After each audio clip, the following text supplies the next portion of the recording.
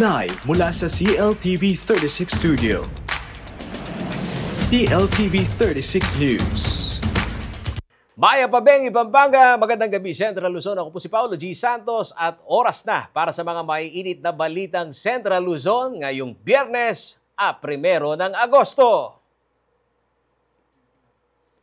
Mga residente sa Abacan, binigyan ng 10 araw na palugid bago ang demolisyon, relokasyon, hindi pa malinaw kung saan.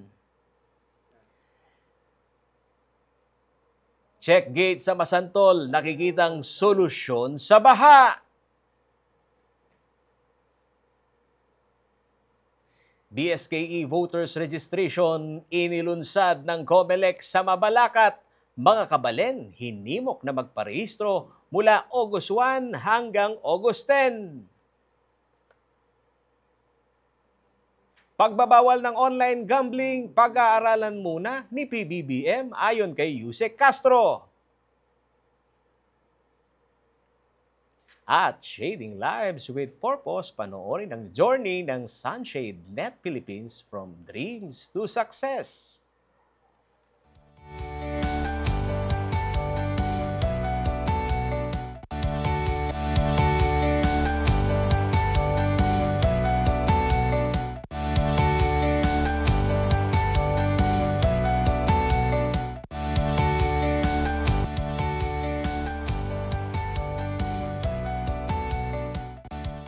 Mga kabalid, nagbigay ho ng 10 araw na palugid ang Task Force Abacan River sa mga residente ng Barangay Anunas na nakatira sa gilid ng mismong slope protection ng ilog para lumikas ho. Ngunit sa kabila ng nalalapit ho na demolisyon, wala rin umanong malinaw na plano ng relokasyon ho, mga kaibigan, dito ho sa pamahalang lungsod ng Angeles.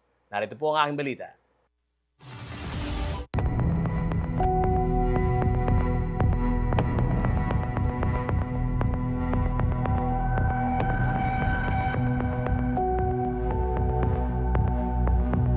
Sa ilalim ng Task Force Abacan River na binuo ng administrasyon ni Angeles City Mayor Carmelo John Lasadin Jr., kasalukuyang isinasagawa ang paglilinis ng paligid ng Abacan River. Hindi lamang ng basura, kundi pati na rin ng mga taong matagal nang naninirahan sa gilid ng ilog.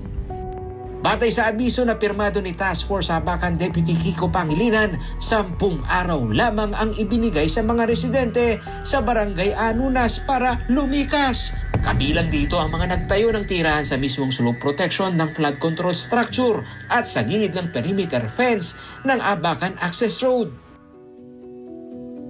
Ano po namin sana sa tukal na pamalaan kasi kami 2 beses na po kami sir na-demolish eh. Yung dito po sa kalsada po dito, nung tinanggal po ito, na-demolition na kami. Ngayon, ang sabi po nung tinatanggal po yung bahay namin, pag nabakuran po daw yung kalsada, nabakuran na daw po ito, yung matitira po doon daw ay pwede na naming bahayan. Kaya po kami, kampante na po kami na nagbahay na kami kasi wala na silang sinabi na i-demolition kami ulit. Sir, 2 demolition na po namin, wala na po talaga kami wala na, kumbaga wala nang Ano kung gusto mo nyo pakiusap sa alkalde ho natin sa Angeles City? Gusto ko po sanang sir, yung mabigyan din kami ng relocation, yung matitirahan po. Kasi po wala na po kami matitirahan. Lalo na po ako sir, wala na akong asawa, kamamatay lang ang asawa. Aminado ang ilang residente na sila'y mga dayo at matagal nang nakatira sa lugar. Karamihan pa umano sa kanila, ilang ulit nang nakaranas ng demolusyon. Ngunit napipilitan daw silang bumalik dahil sa kawalan ng matutuluyan. Dito ho sa mga maralitan Tagalunsod, mga kaibigan, dito sa Angeles City, sa Abacan Access Road, meron na ho silang letter. Ito ho, mga kaibigan, lahat ho tumanggap. 10 araw ho raw na mag-self-demolish. At ating pakilala ka muna. Itindahan si ate. Opo, may puting tindahan po ako para lang sa aming mag-asawa. Kasi nasa po senior citizen. Po siya, may sakit po siya. Kasi madidemolish po kami ng 10 days lang po. Pinapaalis na po kami dito. Maawa naman po kayo sa amin. Bigyan niyo po kami kahit relocation na maliit lang pong lupa na mapatayuan po namin kahit kubo-kubo lang. So kayo ho, hindi naman ho tutol na mag-self-demolish. Hindi naman ho Hindi kayo naman tutol. kami tutol, sir, kasi di ba hindi man amin to, nakikigamit lang din kami. Pero yung gusto lang namin po, tulungan din po kami kahit konti, di ba? Yun lang po ang amin gusto. Wala na ho bang uurong sa bahay nyo? Sakto Wala na na. po, tingnan niyo po yung bahay namin. 2 lipa lang po yan. Ganun lang po. Oh, ito na. Padem na po to. Ibang bahay na rin po yung nandun sa likod. Pinagtyagaan po namin yan kasi wala po kaming pang-upa. Mahirap po mangupahan. Wala po trabaho yung asawa ko. Ayan po asawa ko. Senior citizen na po siya. May sakit pa. Ayon kay District Engineer Arnold Ocampo ng Pampanga 3rd District Engineering Office, nasa kapangyarihan ng lokal na pamahalaan sa pagpapalikas sa mga residente. Layunin umano nila na magsilbi ng tunay ang Abacan Access Road at hindi bilang daanan patungo sa mga barong-barong na bahay. Okay, dito po kasi ito yung road deck natin sa may Abacan Road, Abacan River. So, completed na po yung road deck natin, but kung mapapansin nyo, marami pa tayong mga residents, no, na nandito, no, naka-establish dito sa tabi ng road deck natin. So meaning ang sinasuggest din ni Mayor John at ng LGU is to construct naman ng service road along dito sa tabi, no, para magamit ng mga residente, no. And at the same time, hindi na sila basta-basta pumunta dito sa ginawa nating road deck, which is ang intention naman natin sa road deck natin is maging access road talaga siya, no. Ayaw nga natin magkaroon ng traffic dito or mag-insert lahat ng mga intersection sa road deck natin.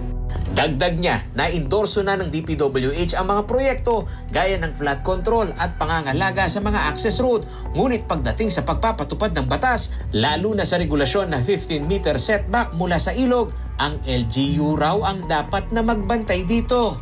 LGU na po, sila kasi may police power. So, and even dun sa sa mandate nga, sila yung magme-maintain. No, sila yung sa kanila natin surrender yung road deck na yan. Sinubukan din kunan ng pahayag ng CLTV 36 News si Deputy Kiko Pangilinan hinggil sa relocation plan. Sa isang mensahe sa Messenger, iginit niyang matagal nang naabisuhan ang mga residente. Samantala, aminado naman si Kapitan Otto Flores ng Barangay Anunas na alam niya ang hakbang ng LGU. Ngunit sa usapin ng relokasyon, wala pa raw malinaw na plano para sa mga apektadong residente. At nang tanungin kung kayang tapusin sa loob ng 10 araw ang self-demolition, ito ang sagot ni Kapitan. O makanano itong 10 days, pwede ita. Siguro, may pisabi na. Ayan. Makanano ka manalakaran, syempre, constituent mo la rin. Pamagmalino, rin ba botante mo la, Lila? Botante la din. Sa inisyal na datos na ibinigay ni Cap Flores, hindi bababa sa 20 pamilya ang apektado sa kanyang area of jurisdiction. Ngunit posibleng mas dumami pa sa nasabing bilang ang mga maapektuhan ng demolisyon. Batay naman sa impormasyon ng CLTV 36 News Team, hindi lamang ang Barangay Anunas ang apektado, kundi pati na rin ang mga karatig barangay sa stretch ng Abacan River, isang urban river system na kritikal sa flood drainage ng lungsod. Ayon sa pinakahuling datos ng Philippine Statistics Authority o PSA, tinatayang mahigit 4.8 milyong Pilipino ang nakatira sa mga informal settlement sa buong bansa. Karamihan sa kanila nasa high-risk disaster zones, gaya ng gilid ng estero, ilog at kanal. Sa urban center tulad ng Angeles City, patuloy na lumalala ang krisis sa pabahay dahil sa urban migration, kakulangan sa abot kayang pabahay at mabagal na urban planning. Bagaman mahalaga ang pangangalaga sa flood control infrastructure, ang kawalan ng malinaw na relocation plan para sa mga pinaalis ay naglalagay sa kanila sa mas matinding panganib. Ayon sa mga urban housing advocates, ang forced eviction ng walang transition support ay hindi lamang usapin ng batas, kundi isang issue ng karapatang pantao. Sa kasalukuyan, wala pang inilalabas na detalyadong relocation roadmap ang lungsod para sa mga apektado. Isang realidad na patuloy na kinahaharap ng marami sa ilalim ng mga pulusiyang panlunsod. Paulo G. Santos, CLTV News. Habang dumarami ang panawagan mula ho sa iba't ibang sektor para ipagbawal ang online gambling sa bansa, binigyan din po ni PCO Undersecretary Claire Castro na kailangan munang ng masusihong pag-aaral bago maglabas ng anumang desisyon na maaaring makaapekto sa ekonomiya ng bansa. Narito po ang balita ni Raymond Tasoy. Hindi dapat magpadalos-dalos. Ito ang diretsahang sagot ni Presidential Communications Office o PCO Undersecretary at Palace Press Officer Claire Castro sa gitna ng mga panawagan na ipatigil ang online gambling dahil sa mga lumalalang problema kaugnay nito. Ayon kay Castro, kailangan timbangin ni Pangulong Ferdinand Marcos Jr.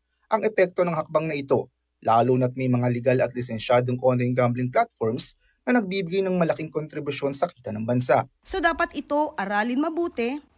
Ano ba ang dapat gawin? Dahil kapag nga tinanggal natin talaga agad-agad ang online gambling at maapektuhan naman yung ibang mga lisensyado, makakaapekto ba ito sa tulong sa bayan, sa tulong sa mga estudyante, sa tulong sa mga Pilipino? Sa totoo lamang po, ang mga revenue po na ibinibigay ng lisensyado na online gambling ay nakakapagbigay talagang tulong sa mamamayan. Giit pa niya, kailangang malinaw muna kung saan nagmumula ang problema, kung sa mga lisensyadong gambling apps o sa mga iligal na operasyon. Minsan kasi nakikita natin ano ba yung sinisigaw ng taong bayan, pero yung iba, hindi pa po inaaral na mabuti kung ano ba yung magiging epekto nito sa bayan. Dapat muna po malaman natin saan ba nanggagaling yung kamalian. So dapat malaman natin saan ba nagugumon ang ating mga kababayan sa sugal, dun ba sa mga illegal na gambling app? Inihalin tulad pa ng Palace Press Officer ang issue sa usapin ng e-sabong na kahit matagal na umanong ipinagbawal, patuloy pa rin umiiral sa ibang lugar. Ang e-sabong noon nakakapagbigay ng revenue, ng tulong sa pamahalaan. Nung tinanggal po yan, definitely wala na. Pero bakit may e-sabong? So sino nakikinabang sa illegal na sabong ngayon? Bakit isa pang mambabatas ang nakitaan natin na siyang nagpatunay na meron pang isabong?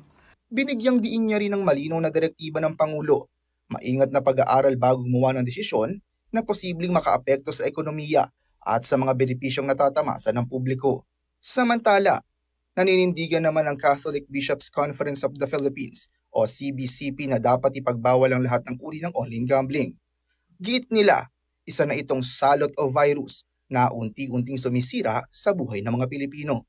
Raymond Tasoy, CLTV 36 News.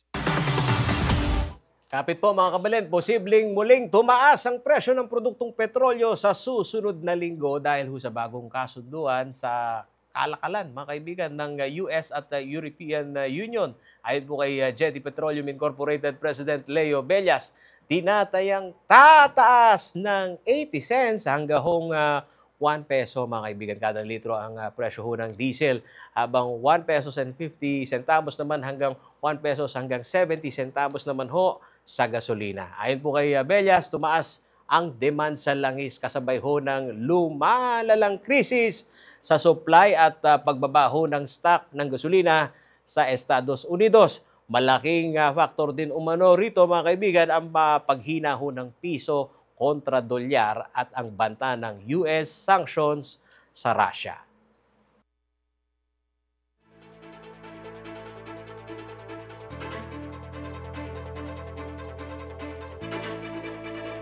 Manatiling nakatutok para sa iba pang balita ngayong araw.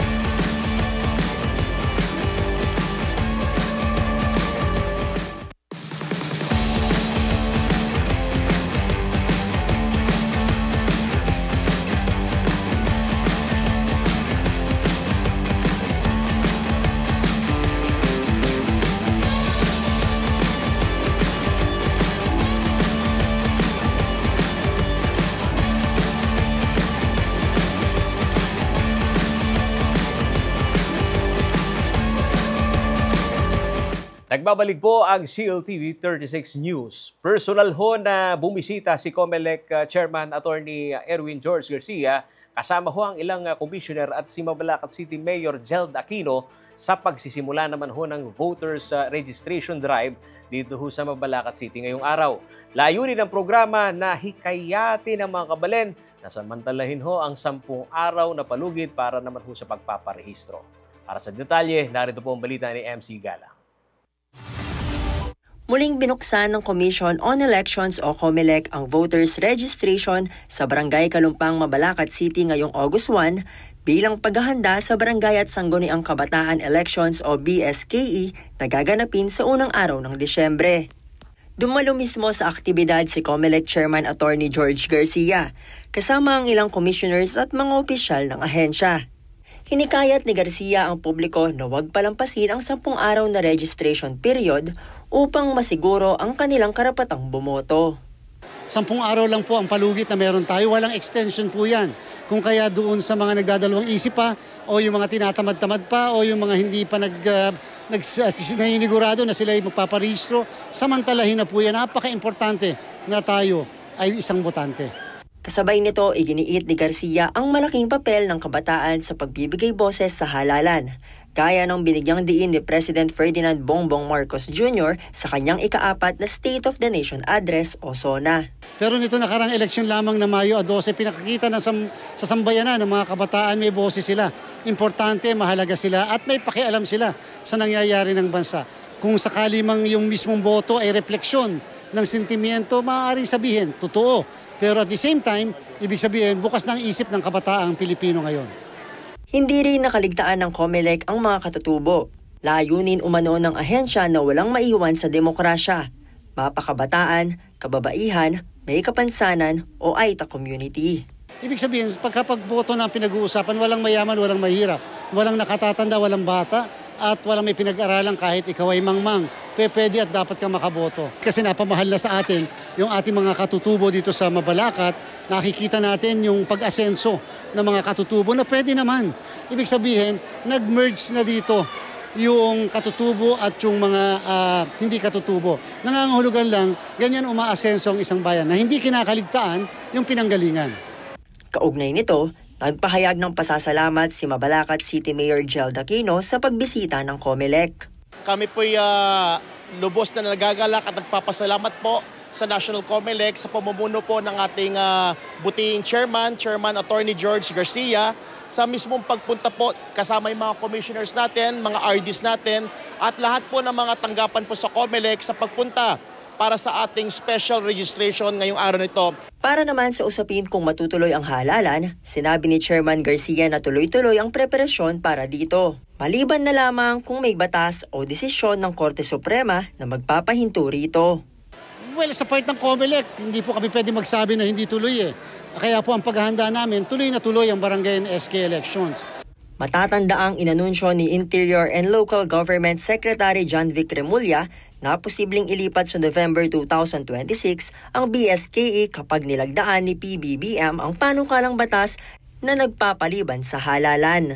Sa ilalim ng panukala, papayagang makapagsilbi ng 2 magkasunod na 4-year term ang mga barangay chairman at kagawad habang isang 4-year term lamang ang itatagal ng mga opisyal ng SK.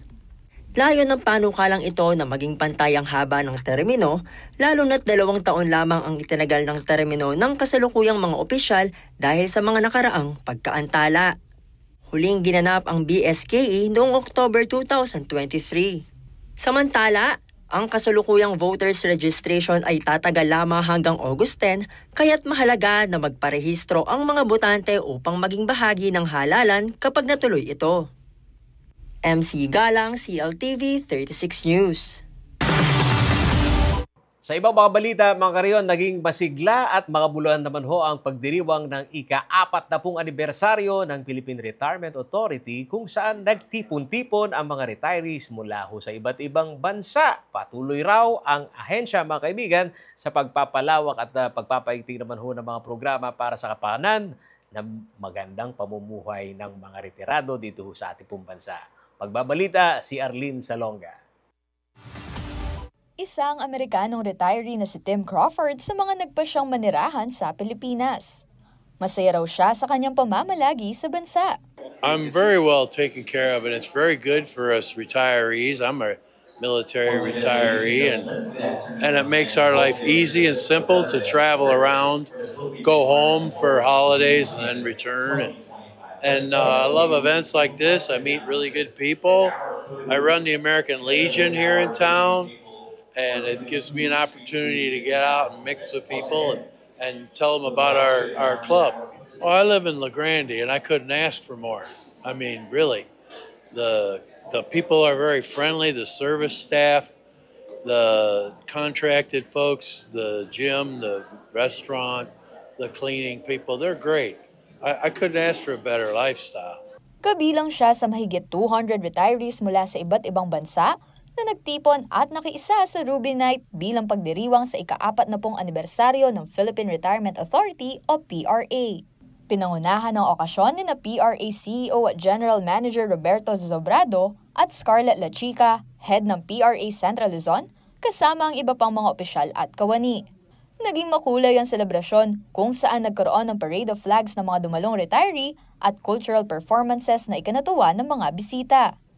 Ayon kay Zobrado, simula noong maitatag ang PRA, mahigit 82,000 foreign retirees mula sa 150 bansa na ang kanilang nahikayat na manirahan sa Pilipinas. Kaugnay nito, patuloy raw silang nagde-develop ng mga programa para lalo pang mapabuti ang serbisyo at buhay ng retirees. Right now, we have created what we call the We Care program. Many years ago, when these retirees came over, I mean, that's it. The Philippine Retirement Authority just welcomed them and said, that's it. Okay, but starting last year, we created what we call the We Care program so that we would host different events for these retirees to get involved with so that they'll feel that they're wanted here in our country. They feel that they are being cared for by all of us. And that's what makes our PRA stronger than ever. Sinabi naman nila Chica na aktibo nilang pinopromote ang Clark at Region 3 bilang pangunahing destinasyon o retirement haven ng bansa. Of course, as we promote Clark, Central Luzon as a retirement and investment destination, ang program po namin is to, of course, as in reference to the mandate of the program, we, under Executive 1037, we promote this area as a retirement and investment destination. So yung mga foreign nationals po, ini-invite nating mag-invest dito at tumira. So right now, yung mga programs namin, we are working closely with Subic Clark Alliance for Development. So we are coming up with policies on how to develop retirement facility projects and care homes operations. So that's why yun po yung aabangan nila sa aming programa. Binibigyan din nila ang mahalagang papel ng pribadong sektor upang maengganyo manatili sa bansa ang mga retiree, lokal man o dayuhan. As they come here in the Philippines, we need to be prepared.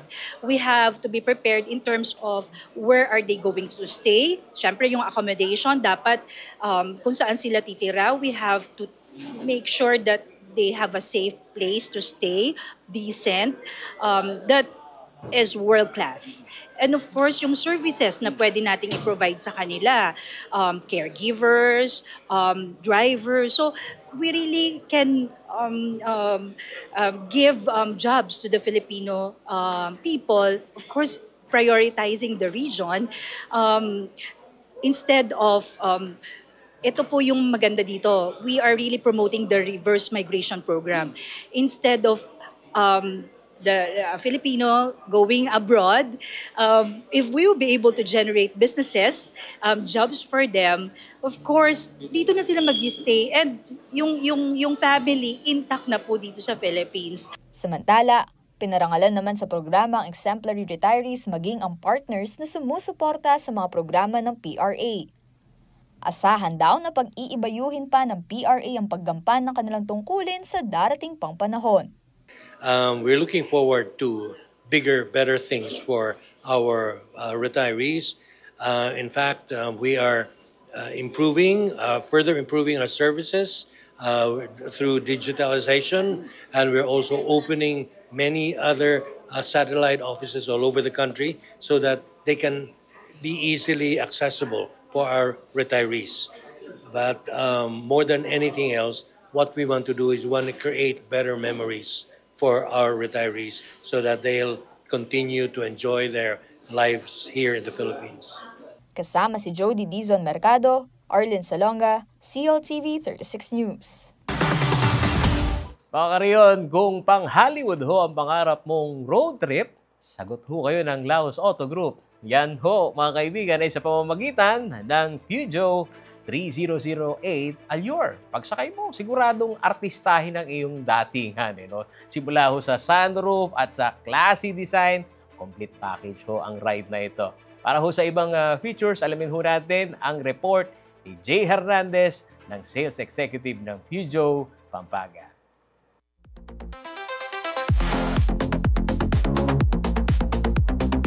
Hi, my name is Jay Fernandez and I'm the Sales Executive of Peugeot Pampanga. Today, we're gonna explore the Peugeot 3008 SUV Allure.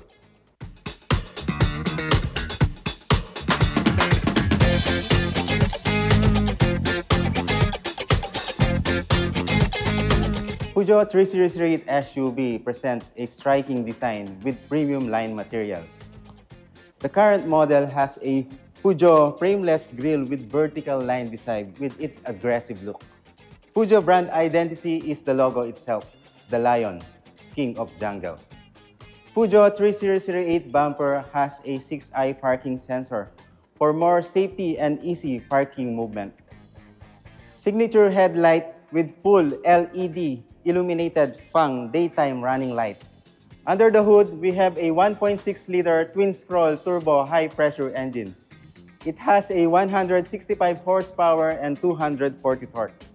For our tire, we have 18 inches Los Angeles diamond alloy wheel with 225 by 55 R18 size of tire. A power folding adjustable side mirror with blind spot monitoring features. It also has a ground clearance of 198 mm. At the back, we have the full LED rear lamp with 3D claw design. You can also see the Peugeot logo design over here.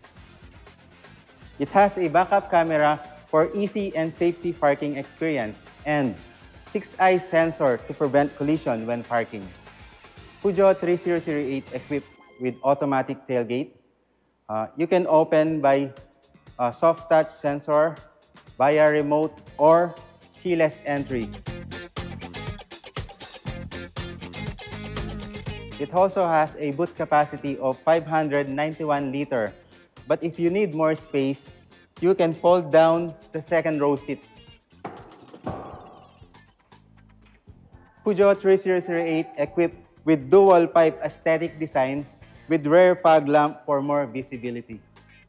Did you know that Peugeot has a keyless entry system using soft touch and key remote control?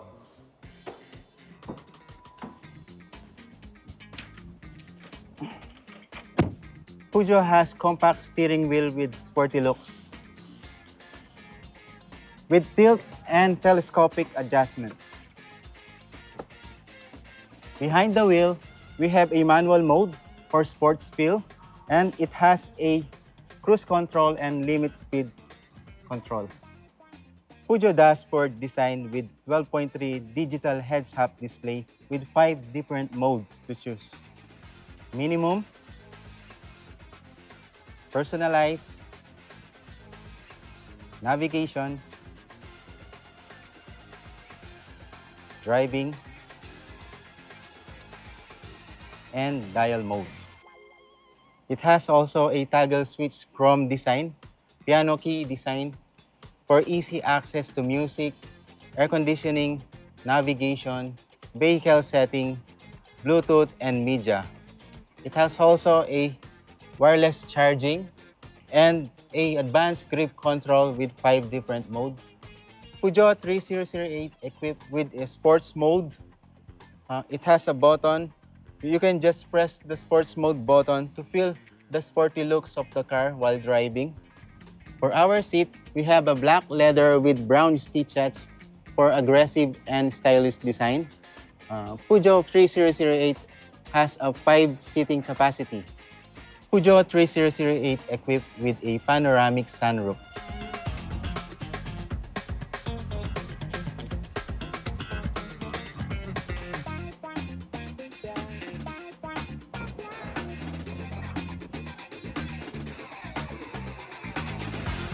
For price and promo, you can avail the Peugeot 3008 Allure for as low as 1,870,000.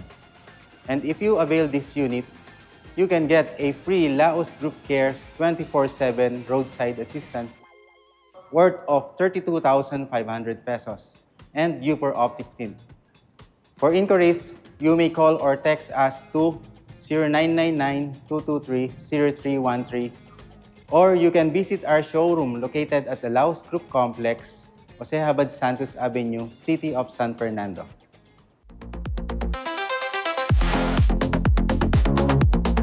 Manatiling nakatutok para sa iba pang balita ngayong araw.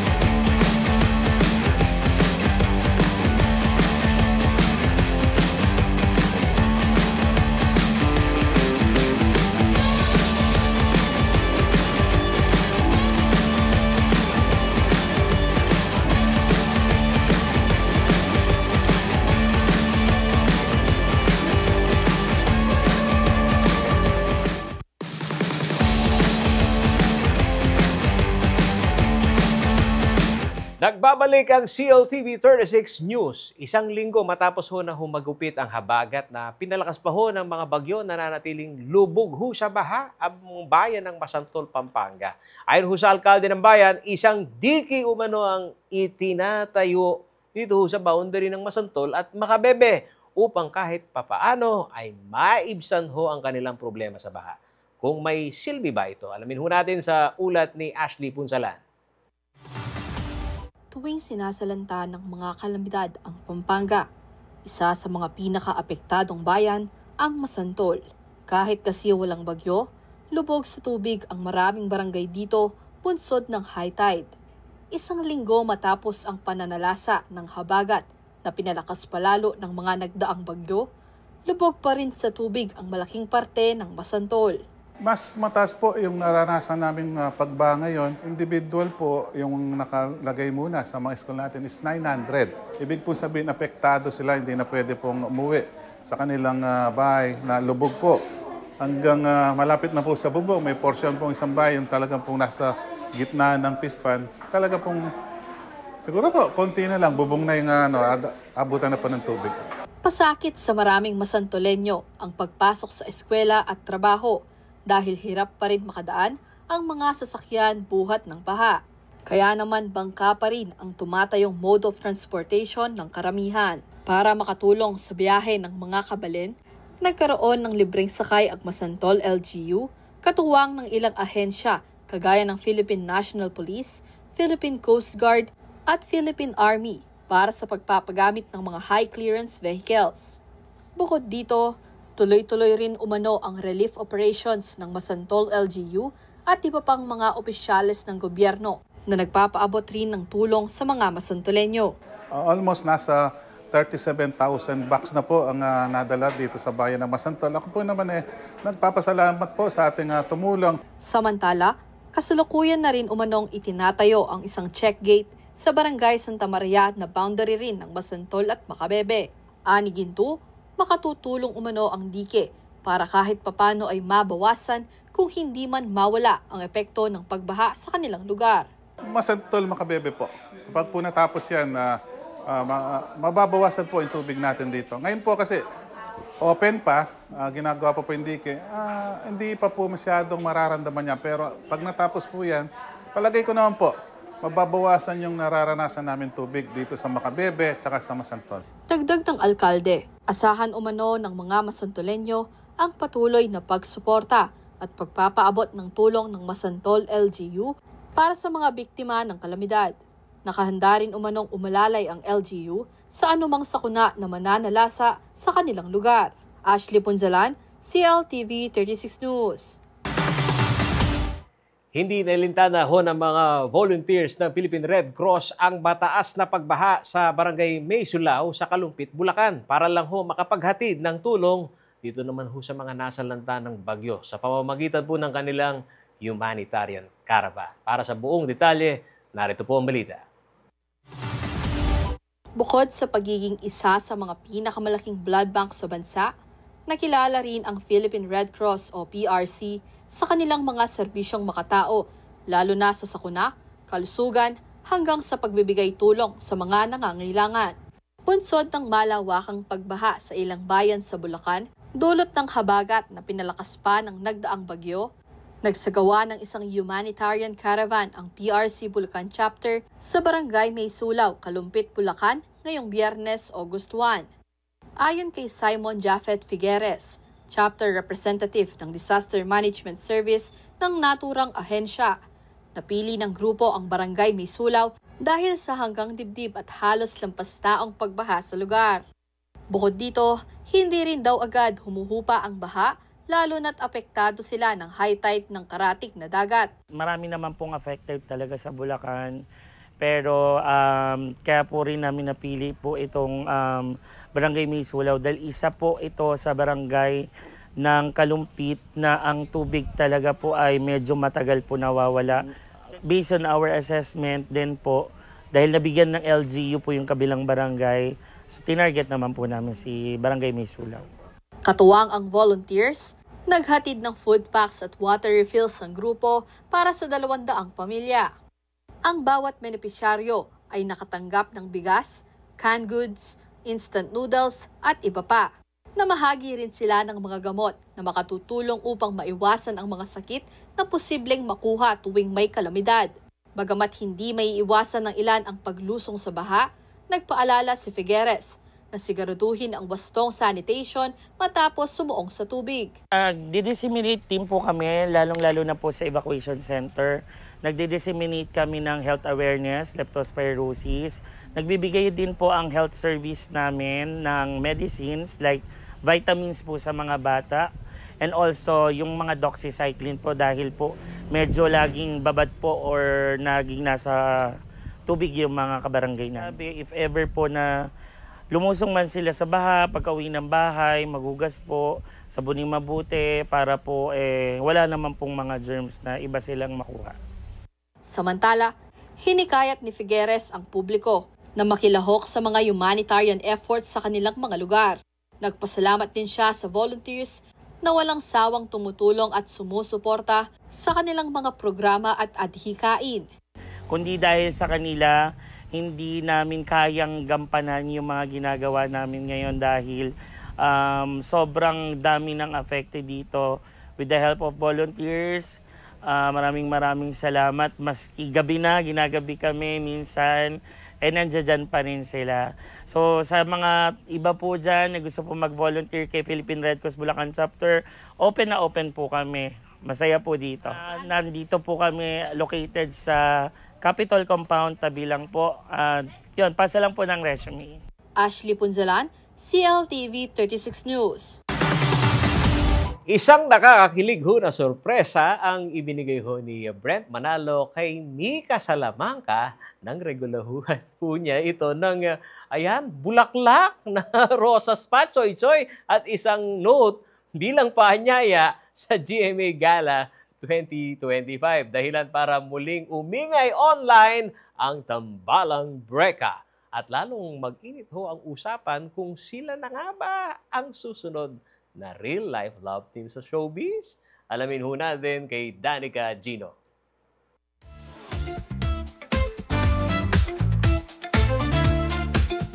Usap-usapan ngayon online ang nakakakilig at super sweet gesture ni Brent Manalo para kay Mika Salamanca nang bigyan niya ito ng bouquet of roses at isang card note bilang paanyaya sa nalalapit na GMA Gala 2025. Sa Instagram post ni Mika, makikita ang ilang letrato kung saan hawak niya ang bulaklak at ang card. Sa caption, simple lang niyang sinabi, pag-iisipan ko. Hindi naman nagpahuli si Brent dahil nirepost niya ang post ni Mika sa kanyang Instagram story na lalong nagpakilig sa fans ng kanilang tambalang Breka. Ang Breka ay isa sa pinakasikat na love team na nabuo sa Pinoy Big Brother Celebrity Collab Edition. Sila rin ang unang big duo winners ng PBB at mas minahal ng publiko nang i-donate nila ang kanilang premyo sa charity. Sa nalalapit na gala night sa August 2, inaabangan ng lahat kung si Mika nga ba ang magiging official date ni Brent sa star-studded charity event. At yan po ang ating entertainment news. Ako po si Danica Gino, CLTV 36 News. Manatiling nakatutok para sa iba pang balita ngayong araw.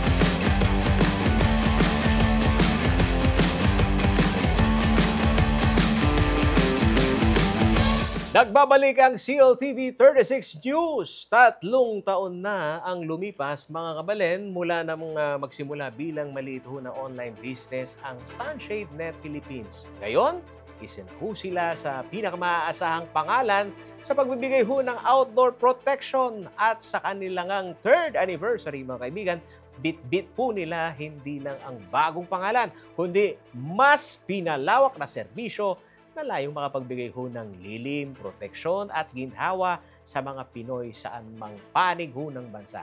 Kilalanin ho natin ang Sunshade Net Philippines.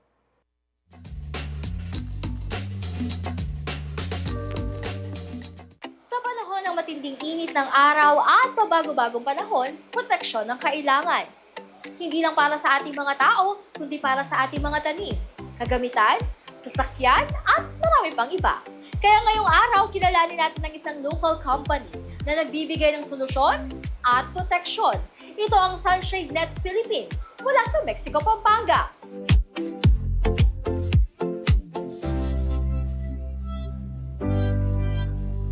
At para samahan tayo sa kwentuhan mula sa kanilang humble beginnings hanggang sa produkto at mga serbisyong patuloy na tinatangkilik ng mga Pilipino, makakasama natin ang dalawang founder ng Sunshade Net Philippines na sina Sir Jason Santiago at Sir Jojit Pineda. Kapwa mga negosyante na nag-cruise ang landas hanggang sa maisipang maging business partners. Paano nga ba sila nagsimula? Way back 2022, no? Para kaming nasa e-commerce business. Tapos, one day, nagkasabay kami ng photoshoot ng aming mga products. Tapos, doon namin nakita na pareho pala kami ng outdoor ng products. No? Ayun, ang ginawa namin, nag-usap kami, nagkwentuhan kami about our products, sharing ideas, and then, doon na nag-come up ng idea namin na mag-collab kami. Why not do collaboration with our products? Bagamat may kanya-kanyang produkto at negosyo, napagtanto nilang pareho pala sila ng hilig at pangarap ang makapagtayo ng sarili nilang kumpanya na nakasentro sa outdoor products. Nung nakita namin pareho kaming outdoor, bigla na lang pumasok sa isip namin, why don't we do collaboration? Pareho naman tayong outdoor. Kasi dalawang mind, pagsasamahin mo yan, it's very powerful. So I think that's why we created a company like this. Actually, it's hard. Kasama talaga yun when it comes to partnership. But ang ano dito is you consider lang. Tignan mo yung gusto niya, tignan mo yung gusto ng isa, and then you talk about it. Like for example, you want something, no? And then meron din siyang idea, I have an idea. Ginagather namin yung mga idea. Kumbaga, we do the tawag dito, yung nagma-mastermind kaming dalawa. And then, we're both in the same page. Ang Pilipinas at mga bansa sa Middle East ay may pagkakatulad pagdating sa klima. Parehong matindi ang init at mataas ang UV radiation. Kaya naman, pareho itong nangangailangan ng smart at practical solutions para mapanatiling protektado ang mga tao, kabuhayan at daily lifestyle mula sa sikat ng araw. So, nag-start kasi to, yung idea na to kasi naisip ko, since I was an OFW before, I worked in Middle East for many years. So, nakita ko yung product na to, sabi ko, ang ganda ng product na to, why not sell here in the Philippines? Doon ako nag-come up ng idea, tapos nag-research, tapos nung nag-partnership na kami, shinare ko sa kanya. Doon namin napag-isipan na i-push namin ng product na to. Then, the rest is history na talaga. At yun na nga! Dito na nila sinimulan ang Smart Buy, a company born out of need, inspiration, and a mission to deliver practical and reliable solutions for every Filipino. Hindi naging madali ang simula para kila Jason at Jojit. Puno ito ng pagsubok, pagod at sakripisyo upang maisakatuparan ang pinapangarap nilang negosyo. Gaya ng iba, nagumpisa sila na tanging kapital at tatag ng loob lang ang puhunan. Wala pang tauhan na pwedeng asahan, kundi ang kanilang mga sarili lamang. The way we started this product, actually nung nag-start kami, halos kami lang talagang dalawa. Siya yung sumasagot sa mga inquiries, ako yung bumibili ng stocks, tapos kami pa yung magbabalot dalawa. Umaabot po kami ng madaling araw sa pagbabalot ng mga products namin para lang ma-ship the next day. Doon po kami lalong pinatatag with the guide of our Lord, of course. No? Nakita namin kung ano yung magiging resulta. So, doon pa lang makita namin na merong siyang potential, yung product na to. Kaya, tinuloy-tuloy lang namin yung mga hard work namin. Nag-start muna sila sa online selling and from there, unti-unti nilang naipakilala ang kanilang produkto. As they go along, nai-improve na rin nila ang kanilang sistema lalo pat dumarami na ang tumatangkilik sa kanila. Siguro around mga 1 year, ganun yung process kasi we're on a testing phase talaga. Pero since nakita kasi namin yung orders namin, talagang overwhelming eh. Sabi ko, grabe pala. Ang dami palang mga tao dito sa Pilipinas na kailangan ng product na to. At kung curious na kayo kung ano nga ba ang product na kanilang ino-offer, presenting the Sunshade Net. Ang Sunshade Net ay isang uri ng shade cloth na gawa sa matibay at UV-stabilized material. Ginagamit ito bilang panangga sa araw at malaking tulong ito para mabawasan ang init na direktang tumatama sa isang lugar. Our triangular seal shade net, it's made out of 100% virgin HDPE polyethylene. And with the additives of UV additives, meaning it can block up to 98% ultraviolet rays. No? Ang kagandahan pa niya dito is gawa siya sa virgin polyethylene, meaning bago siya, hindi po siya recycled. And it has 320 GSM of fabric, kaya sobrang kapal ng bagong product natin. And of course, yung material niyan, yung tahi po niyan, talagang pina-customize po namin. No? Pinatibay po talaga yan. Kaya yan, I assure po na maglalas up to 5 to 10 years yan. Yes! You heard it right! Ganon katibay ang produkto.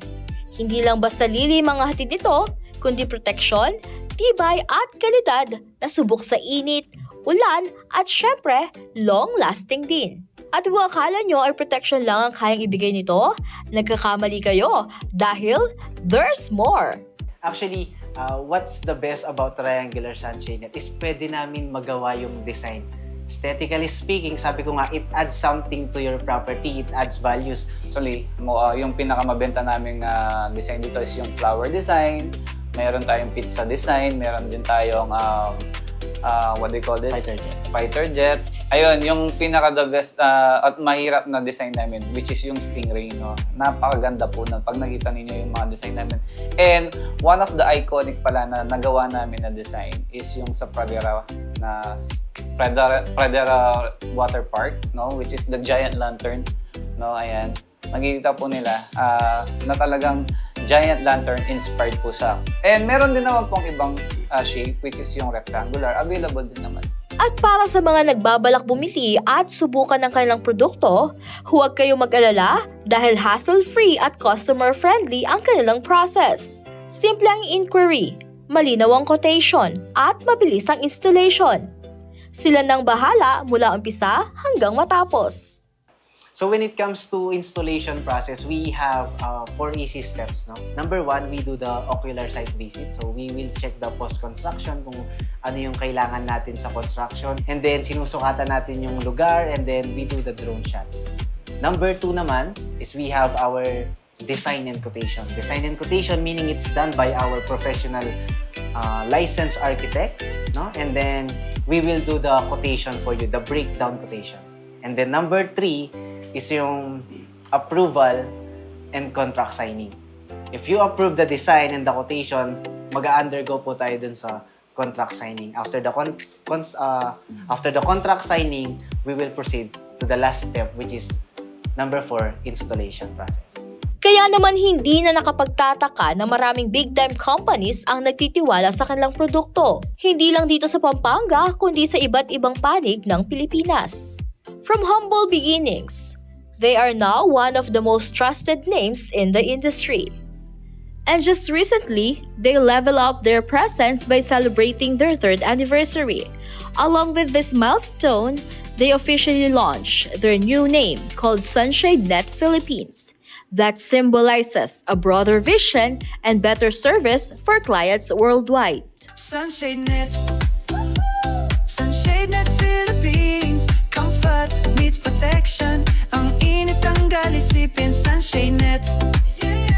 Style function na plus sa Sunshade Net. Ang init, goodbye, bye-bye sa init pa.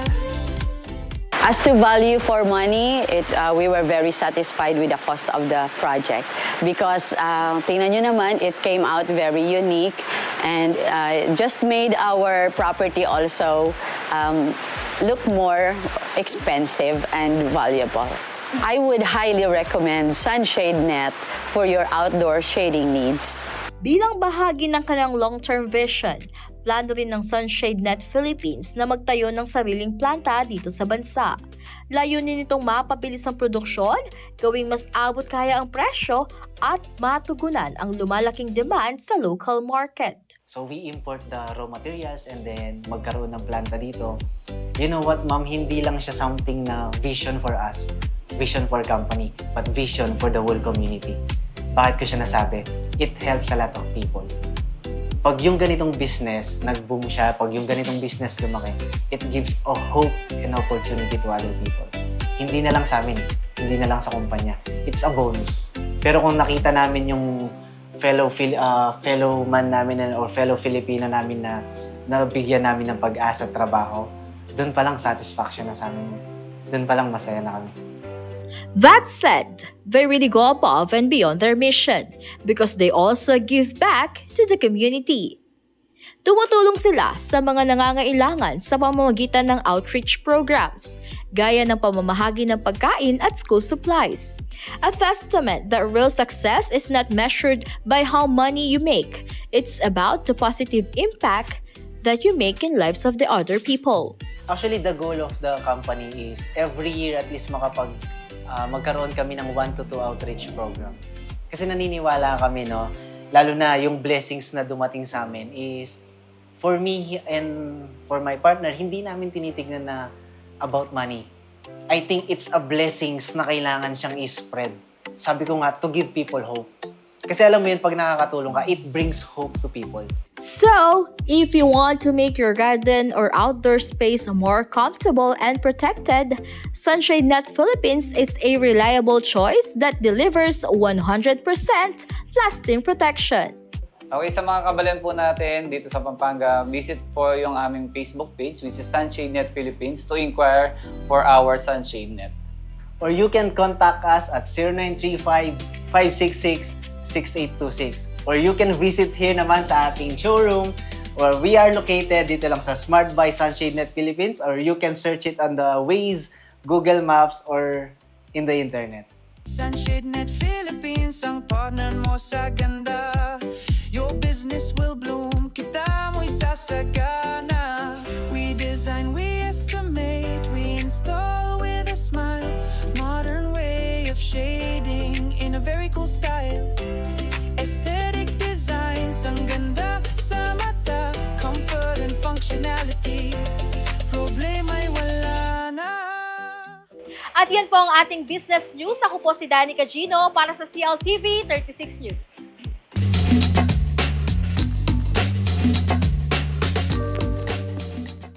I-promote na ho ang inyong negosyo para mas marami kayong maabot sa TV at social media sa pamamagitan ng pag-ipag-partner ho dito sa CLTV 36. At magpa-advertise na ho kayo at ma-feature ho yung inyong produkto, serbisyo dito ho sa aming pong news at public affairs program. Para ho sa mga inquiries mga kaibigan, ito mag-message ho kayo sa aming pong official Facebook page dito ho sa CLTV 36 o tumawag ho kayo o mag-text dito po sa mga numero na nakikita ho ninyo sa ating pong TV screen mga kaibigan. At yan po ang mga balitang nakalap ng CLTV 36 News. Para sa karagdagang detalye, maaari po ninyo kaming i-follow dito po sa aming pong social media pages dito ho sa Facebook at CLTV 36 Official at CLTV 36 News. At sa aming pong dating Twitter, ngayon ay X at CLTV 36. Instagram at CLTV36 Official. At kung nais po ninyong balikan ang mga programa ng CLTV, pwede po ninyong bisitahin ang aming pong YouTube channel at CLTV36 Official at ang aming pong website www.cltv36.tv. Mapapanood din ho ang mga programa dito ho sa CLTV nationwide via Signal Channel 115 at ang ating pong 38 cable partners. Kasama ho ang buong puwersa ng CLTV 36 News and Current Affairs. Yung lingkod, humahalili kay JM, Paulo G. Santos.